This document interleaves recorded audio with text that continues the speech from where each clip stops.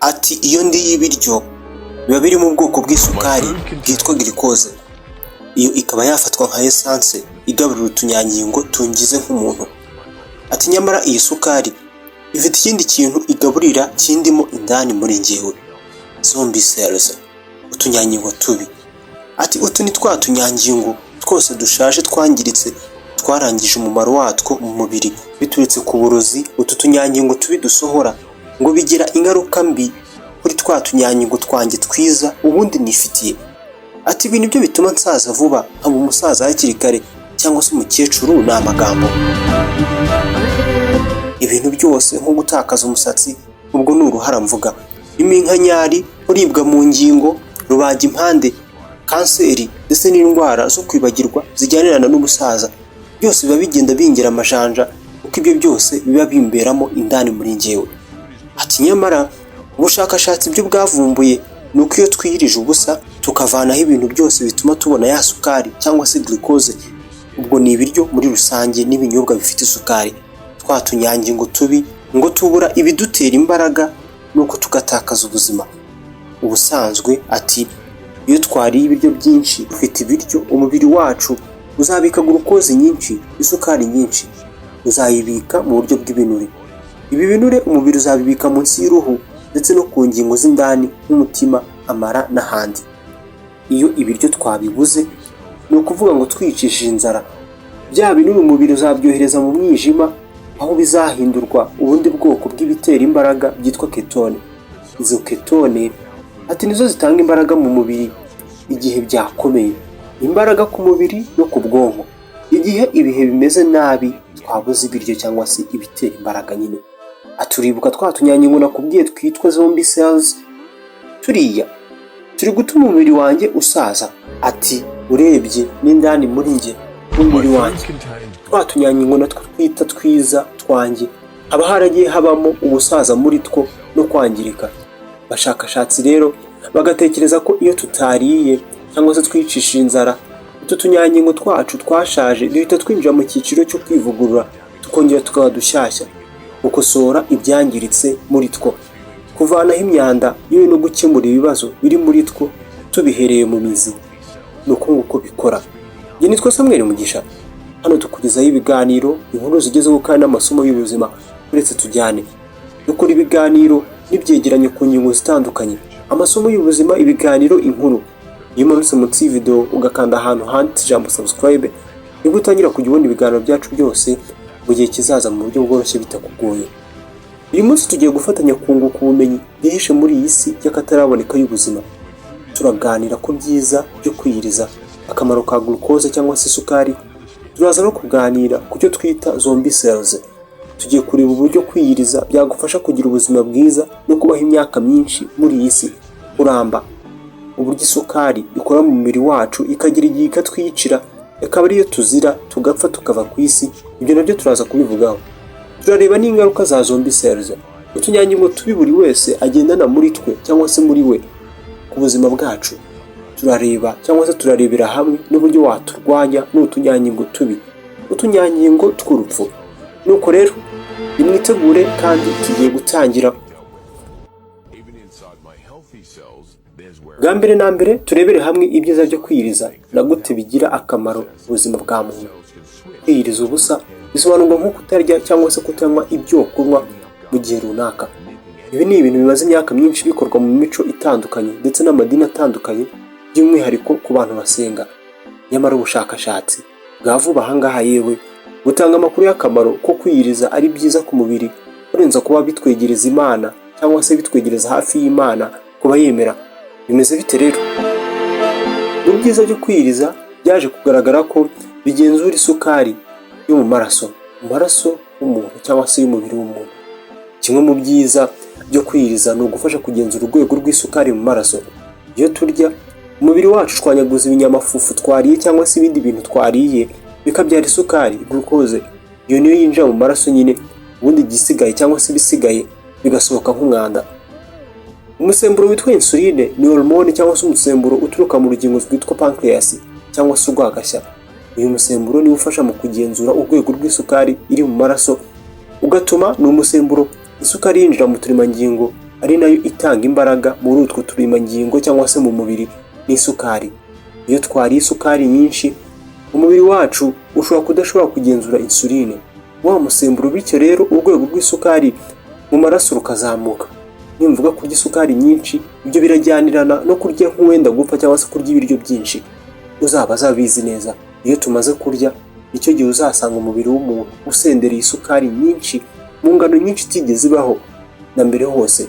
Isukari nyinshi nibyo bigenda bikabyara rero cyangwa se bikaba byateza indwara ya diyabete yo mu bwoko bwa kabiri, type 2 diabetes. Ku muntu kwiyiriza bizamufasha cyangwa se bizafasha kongera uburyo umubiri ubasha kugenzuramo insuline. Ibyo bizatuma umubiri ubasha kugenzura isukari mu maraso ye neza no kugabanya ibyago byo kurwara diyabete. None ikibazo, wiyiriza kangahe mu cyumweru? Aho dukurikiye, ntawe udukurikiye ni kangahe? Ikindi kintu gitangaje cyiza ni ukuntu kwiyiriza bifasha kugabanya ibimenyetso byo kwivumbura k'umubiri n'ibizwi nka inflammation. Ukuntu bigenda ni uburyo umubiri witwara bitewe no kwirwanaho. Uzarebe iyo bagukubise nk'ikofe cyangwa se igipfunsi, uburyo uhita ubyimbirwa iyo uruyuki rukurumye. Biriya nibyo bita inflammation. Ibyo ngibyo rero iyo bibayeho igihe kirekire, bimwe tuvuga ko byakuzenze cyangwa se byakubayeho akarande, bifite ukuntu bigira n'isano n'indwara zitandukanye nka stroke, umutima ndetse na kanseri. Kwiyiriza rero ubusa bifite ukuntu bifasha mu kugabanya urwego rw'ibinyabutabire cyangwa se uburyo ibinyabutabire bishinzwe inflammation bikorwaho mu mubiri. Kwiyiriza byagaragaye ko bifasha mu kubungabunga ubuzima bw'umutima, ndetse ubushakashatsi bwagaragaje ko kwiyiriza bishobora kugabanya umuvuduko w'amaraso, kugabanya cholesterol mbi mu mubiri n'undi mumaro LDL. Ubu ni ubwoko bw'ibinyamavuta bibi ushobora gusanga mu mubiri, ndetse isukari, yewe no kugabanya ibyitwa triglycerides. Ibi nabyo ni ibinyamavuta.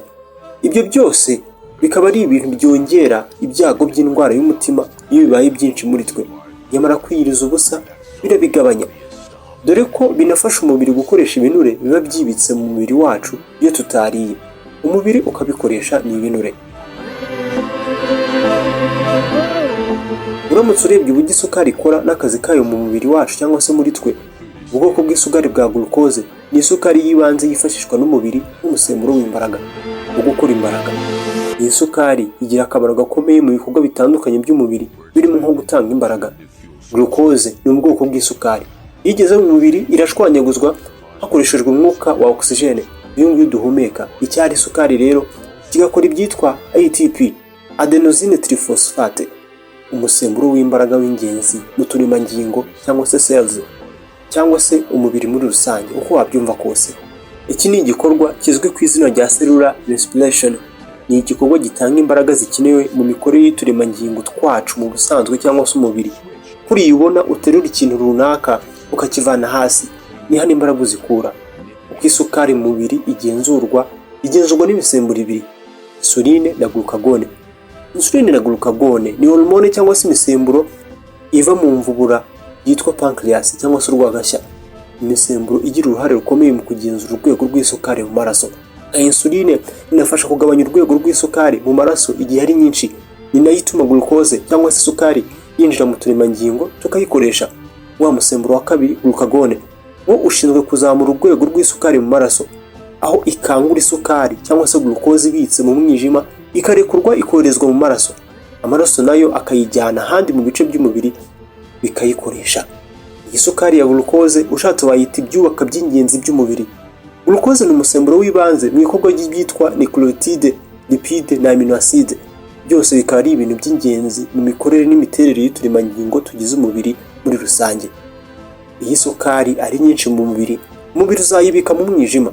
Nitagabanuka uzabika indi no mu mikaya mu buryo bwa glycogen, nuko uzayibika. Ibi bizakora ikimeze nk'ikigega cy'ubutabazi mu gihe kizaza, igihe cyose isukari yabibaye nkeya. Niba mwibuka amashusho twatangiranye, navugagamo icyitwa zombie cells, utunyangingo tw'urupfu cyangwa se senescent cells. Utu ni uturemangingo tuba twarahagaritse gukura, ariko tugakomeza kurekura ibintu bihumanya byangiza imikurire y'utundi turemangingo tugikora. Nubwo waba wabyumva nk'aho ibi bintu ntacyo bitwaye, zombie cells ni uturemangingo dutera ibibazo bitandukanye by'indwara zifitanye isano no gusaza n'izindi z'akarande. Icyitwa senescence Uko tugenda dukura nk'abantu dusaza, uturemangingo twacu twinjira mu cyiciro cyitwa senescence, aho duhagarika kwiyongera no gukura, ariko tukagumana ubushobozi bwo gukora ibindi bikorwa bitubeshaho nk'uturemangingo nyine, nko gukoresha nyine isukari. Ibi bishobora guterwa n'ibintu bitandukanye nko kwangirika kw'ibigize umuntu bizwi nka ADN, stress oxidative, cyangwa se kugera ku ndunduro cyangwa se ku musozo ku iherezo ry'ikigero ya replication, ukwigabanya k'utu tunyangingo.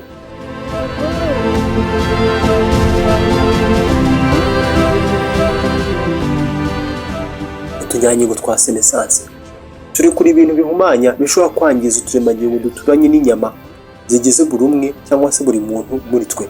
Ibi nibyo bita inflammation. Ni ikintu kibi cyane gitera indwara zifitanye isano no gusaza.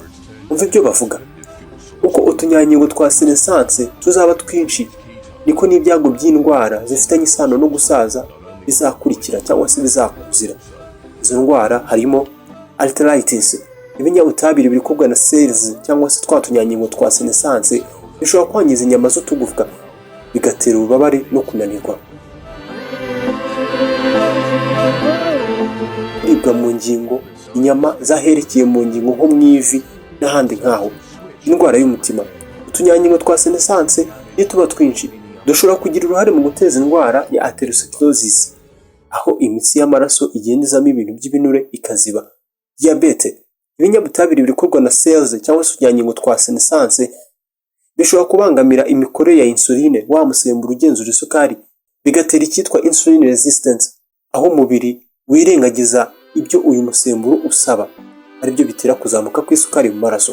Twebwe abantu n'abaganga tukavuga ngo umuntu yarwaye diabete. Kanseri ni indi ndwara. Nubwo utunyangingo twa senescence dushobora gukora nk'ingabo iturinda kanseri, kuko utu tunyangingo twa senescence dufite ukuntu duhangana n'uturemangingo cyangwa se duhangana n'uturemangingo twangiritse, aho birinda ko twongera kwigabanyamo. Gusa nanone utu tunyangingo twa senescence natwo ibyo turekura cyangwa se ibyo dusohora, ibinyabutabire nyine, nabyo hari ubwo bishobora gushyigikira gukura cyangwa se ugukwirakwira k'uturemangingo dufite kanseri. Indwara ya nyuma ni Alzheimer disease. Ibinyabutabire byarekurwa n'utu tunyangingo twa senescence biramutse bibaye mu bwonko, bikagera mu bwonko, bishobora kugira uruhare mu guteza indwara zitandukanye z'ubwonko nka Alzheimer, indwara irangwa no kwibagirwa ku buryo wanakwibagirwa na nyoko kubyara. Ni gute kwiyiriza rero byica utu tunyangingo? Mu bintu bitangaje usigira wumva ushyiremo n'iki? Kwiyiriza ubusa bifasha kugabanya ikwirakwira ry'utunyangingo tw'urupfu. Iyo twiyirije ubusa, umubiri wacu winjira mu cyitwa autophagy, aho uturemangingo twivanamo ibyangiritse muri two tukisubiza mu buryo bwiza cyangwa se bundi bushyashya. Muri autophagy, utunyangingo tumwe tunarapfa burundu tukabura. Ibi bituma umubiri ugabanya umubare w'utunyangingo twa senescence cyangwa se tubi. Utunyangingo twasazaga natwo tukaba twagira ubuzima bwiza, tukongera tukiyuburura. Wumve, autophagy ni igikorwa karemano kibaho mu gihe twiyirije, aho uturemangingo twirya ubwatwo kandi tukivanamo ibyangiritse cyangwa se ibidasabwa muri two. Ibintu bifasha gusa mu buzima bw'uturemangingo, ahubwo binagabanya umubare wa twa tunyangingo tw'urupfu, zombie cells.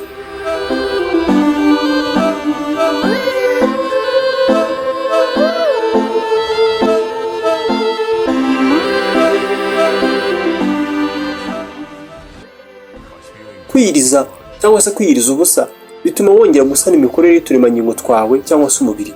Ibi bituma gusaza bigabanywa cyangwa se bigakererezwa, ndetse bikagabanya ibyago by'indwara zifitanye isano no gusaza bishingiye ku isuku ikorwa mu mubiri nk'uko twabivuze. Kwiyiriza ubusa bisa nk'aho ari ikintu ukeneye guhera uyu munsi. Ibyiza twavuze ntibigereranywa. Umuntu avuze ko kwiyiriza ubusa bifasha mu kugira ubuzima bwiza no kuramba ku isi, bisa nk'aho atababeshye. Nuko rero mwakoze kubana nanjye, kandi ntimwibagirwe gukanda subscribe, gutanga igitekerezo no gukanda kukazogera kari impande ya subscribe, ko nibwo bituma utangira kujya ubona ibiganiro byacu byose by'ubwenge tubagezaho mu buryo bworoshye. Imana yonyine nizo ukuntu mbakunda. Naho ubutaha.